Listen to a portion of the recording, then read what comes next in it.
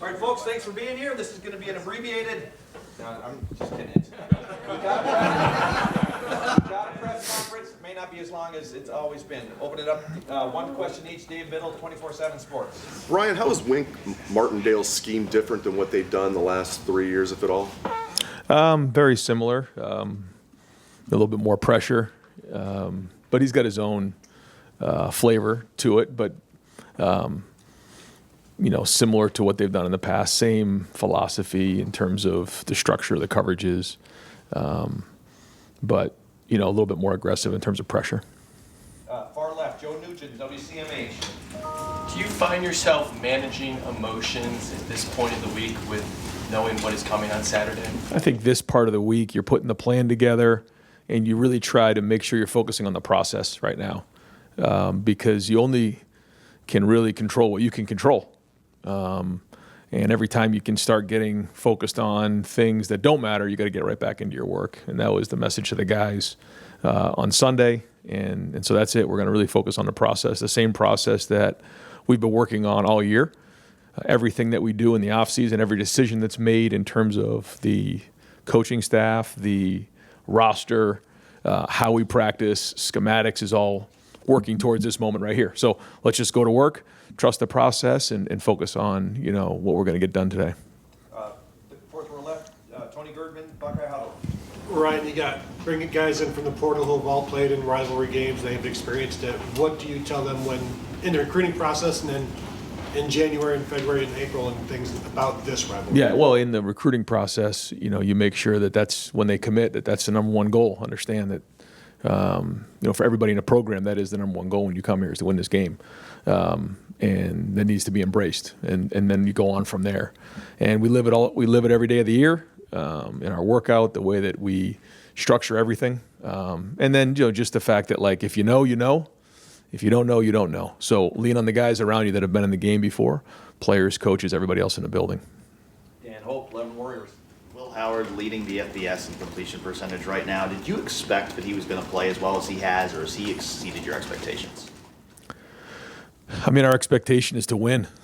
That's it. I think when you start worrying about other things like completions or stats, you can start to go down a bad road. I've said this before. We've had Heisman Trophy finalists. We've had, number one defense in the country, whatever it might be.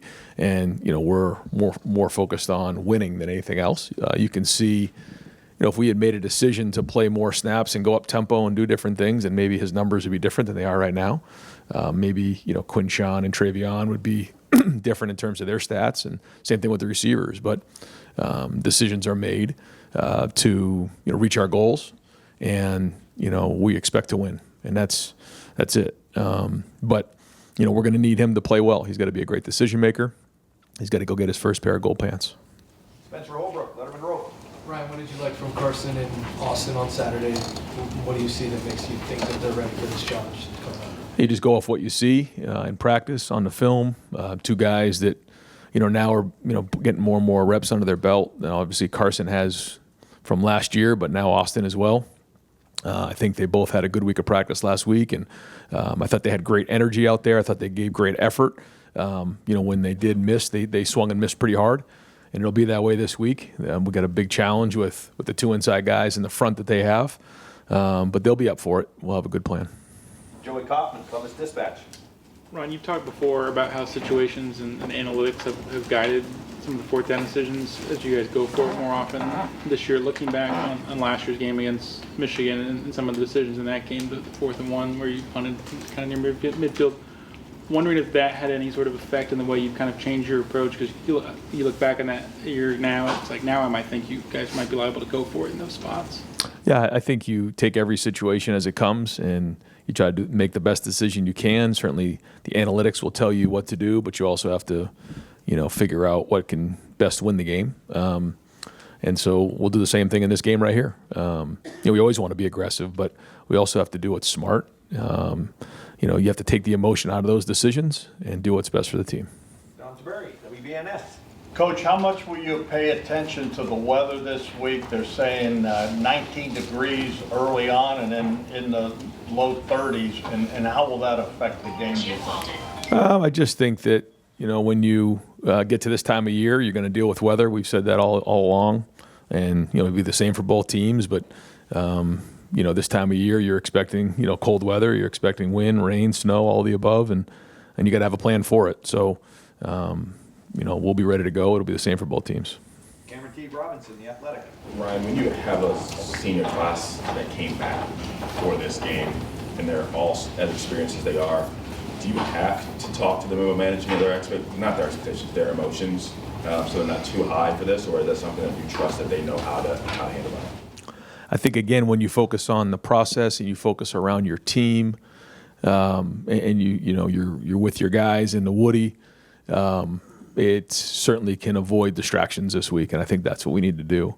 To say that this team and those leaders and these seniors want to win this game, it'd be one of the biggest understatements of all time. So they don't need any extra motivation. What they have to do is do a great job of preparing themselves, their mind, their body, and soul to go play the game, and then trust their training.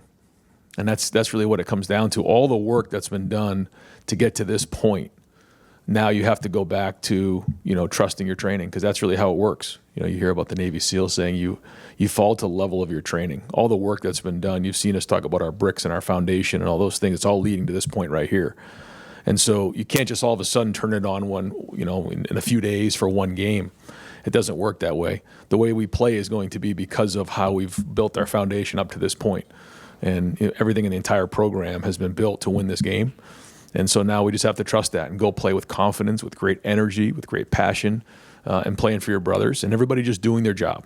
Like, I think sometimes it's easy in a game like this to try to do something extraordinary. The only thing that needs to be extraordinary is their effort. Everything else, they just need to do their job. Bill Landis, Kings of the North. Ryan, your guys' third down efficiency is down a little bit from what it's been historically here, but I think your fourth down efficiency is maybe the best it's been since you've been here. I guess, how do those two things marry up, and are you, I don't know, are you concerned at all about the third down efficiency, or is it okay given how good you guys have been on fourth down? No, we want to be great on third down. I think third and fourth down are very similar, so at the end of the day, at the end of the game, we'll kind of put those together and go, combine those numbers and statistics. But yeah, we want to convert on third down, and conversion on third down is going to be critical in this game. We know the situations play a big part of this game, always has. So we need to be efficient on third down, and a big part of that is what you're doing on first down. If you get yourself into third medium, third manageable, short yardage, the percentages go much higher than when you're in third long, and we were in a few of those the other day. Stephen Means, Cleveland.com. Whether it's what Chris did in 2018 or Garrett in 2019, what do you see in a freshman that lets you know that they're ready for a moment like that? You don't know until they're in it, but again, you just go back to your training and what you see in practice every day. That's two examples of guys who stepped up in this moment, and that's what's on the table in a game like this. So again, guys who are playing this for the first time, you don't know till you've been in it, but ultimately you just need to do your job at a high level and play with great emotion and passion. And every play is just amplified. Every inch is amplified. Every yard is amplified. That's just the way it goes. But ultimately, it's still football, and you just got to go play the same way you've played, and trust your training. That's what it comes down to. So, again, that goes back to diving into a great week of preparation, getting on the film, making sure you're prepared. Pat Murphy, 24/7 Sports. Ryan, you've mentioned a few times in the past about the winner of this game generally being, or has been, the team that's run the ball better. How do you, with that in your mind, how do you go into the game approaching things offensively, wanting to run your offense, but also knowing that has been such a key in this rivalry? Well, that's how you control the game on both sides of the ball. So that's something that has to be done. And you just look historically that's how you win the game. But that's not the only thing. There's a lot that comes with it. And so, like every game we go into, we'll work hard to do what we think best helps us win the game. But yeah, the team who runs the ball and the team who stops the run is going to win the game. Dave Holmes, WSYX. Yeah, Ryan, I think there's a fascination in how coaches handle this week behind closed doors. Some people think you want to be loose and confident, portray that. Other people think you might want to ratchet up the intensity. What kind of image do you try to portray to your team during this week? Well, I think when you live it year round, you don't need to put any extra emphasis on it this week. Our guys know, especially with a veteran team. So what you do is everything that you've done leading up to this point has to be about winning this game. And so, we put a big emphasis on the situations, winning the situation. You heard me talk about the turnovers and the X-plays and the rushing yards, third down, red zone. We go through that after every single game when we do our champions, grading out a champion, grading over 80%, being the hardest playing team in the country. Like, all of those things come into play. So we've been training all year for this moment, and now we just need to go do it again. And that's the idea, so that you're not all of a sudden putting more emphasis or more pressure on the guys. I mean, they know it's at stake. And so, again, focus on the process, focus on what we've done up to this point, the foundation that's been built, and then go play with our hair on fire. Austin Ward, podcast. Around 3 weeks ago, before Purdue, you'd said that special teams had not been a plus for you guys. What all have you changed to get the results you've had since then? And is kickoff return, is there still something left there? Yeah, I think there is. We'll take that on a week-to-week basis. I think the first thing is, we did make some changes personnel-wise, which was great. But I also think we just kept cracking the rock. We just kept swinging at it and stayed with it. Guys believed in it, but again, believed in the process, because there were some opportunities. And it happens a lot on special teams. I'm sure you heard coaches talk about, well, we're 1 block away or 2 blocks away. We weren't on the last couple games. We were there, and you're playing the opponent that you're playing, but you're also putting on film for your next opponent what's going on. And so, we have our best players on special teams. I think they're believing right now that they can make a difference. We're going to need to do that and be a plus in this game as well. Tim Maine, Letterman Row. Thank you, Jerry.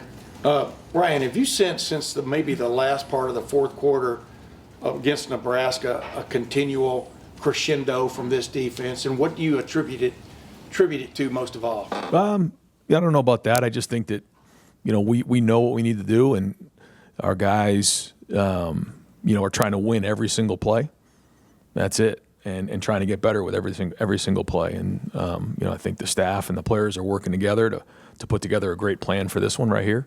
And then we got to go put it on the field this week, figure out what fits, and then go get it. But I think that every week, we've talked about this before, you have to upgrade. You got to get better week after week and figure out, what are the things that have gone well, get them better. What are the things that haven't gone well, and then obviously get those fixed. And I think that's just a process of during a season. And when something doesn't go well, you got to address it, and you got to have honest conversation and address those things. So even coming out of this past game, there was a lot of things that we had to get fixed and addressed, and we'll continue to do that this week. But I do think our defense is playing with confidence, and they'll have to start right from the jump on these guys. Pass rush especially has come on, it appears.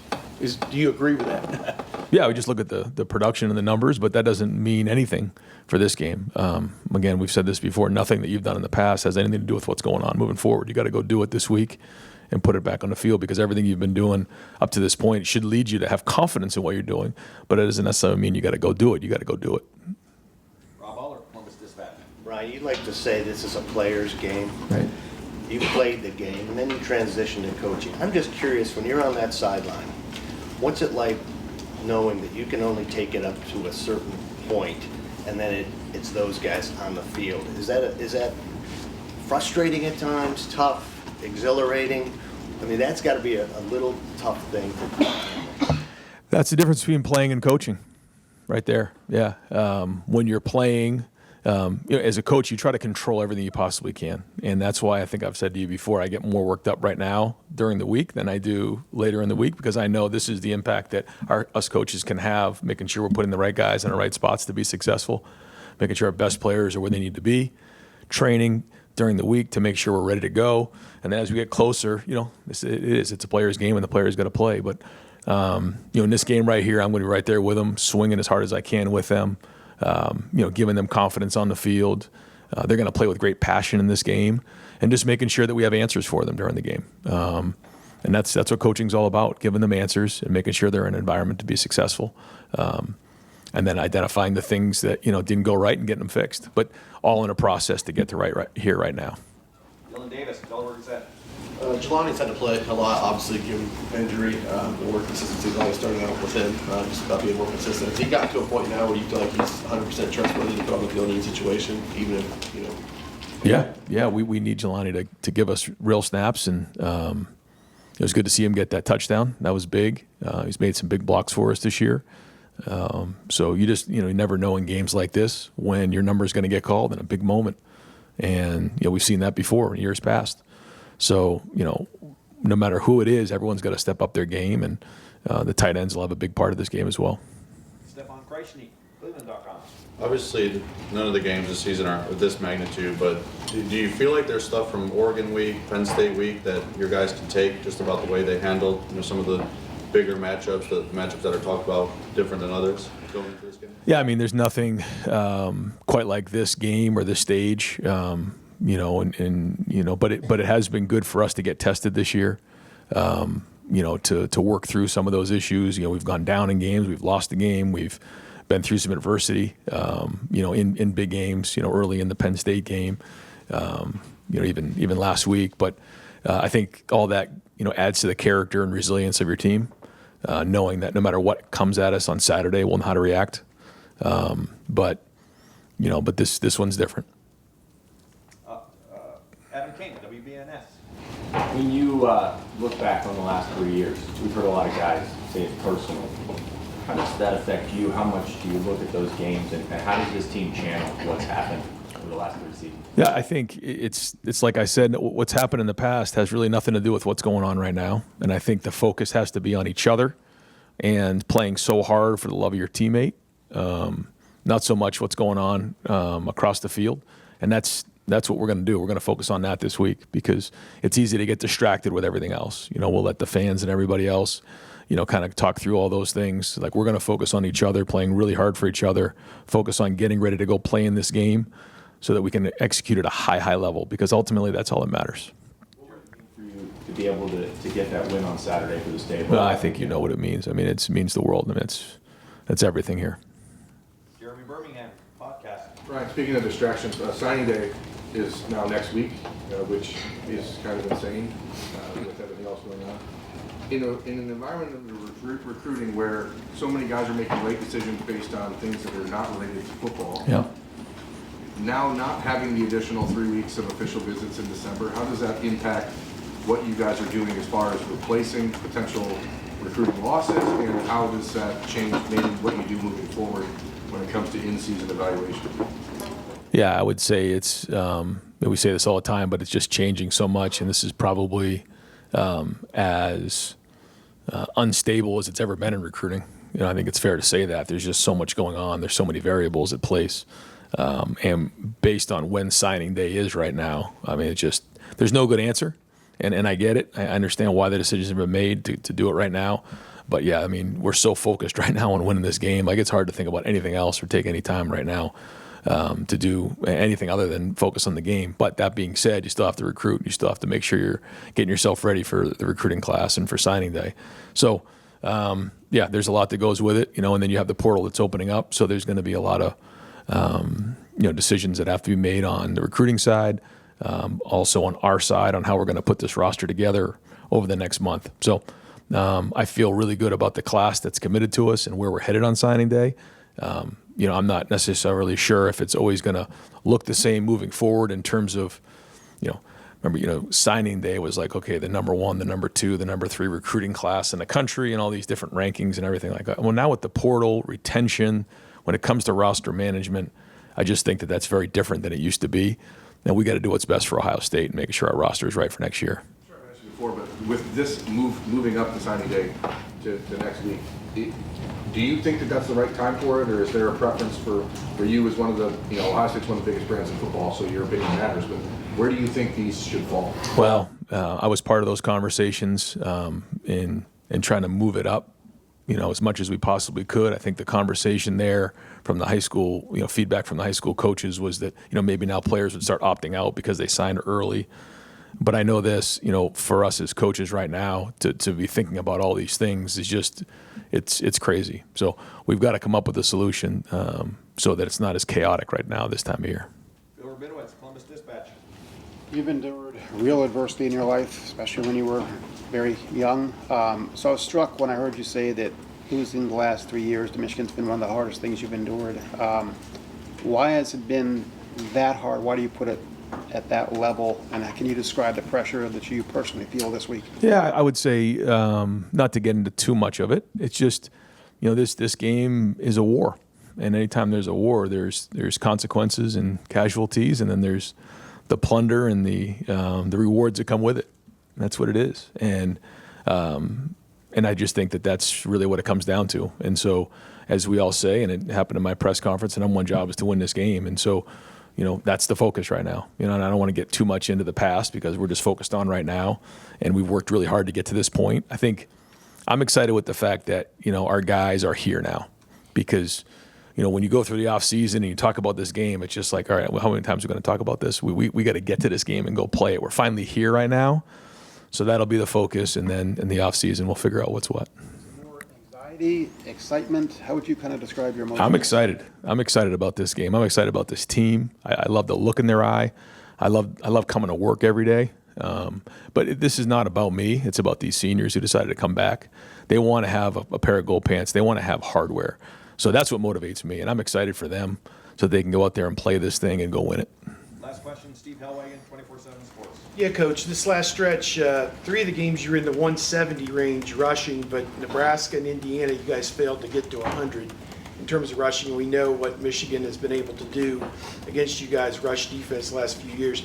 Do you go into this with a strong sense that you're going to be able to establish the run, and will it maybe take some unorthodox thinking or different ways to attack that? Well, I think we don't have a choice. We have to if we're going to win the game. So we'll always do what we think is best, but it comes down to everybody executing at a high level and physicality, and our running backs got to get downhill and find all those hidden yards. Our offensive line has got to get movement up front and handle their front. They have a good front. There's no question about that. But that's not going to change our attack. I mean, we got to do what we've done and trust our preparation and go get it. So yeah, I mean, the team who runs the ball is going to control the game. Coach, thank you very much. Thanks, Ryan. Thanks, Ryan. All right, folks, just need everyone to reassemble on out the indoor, please.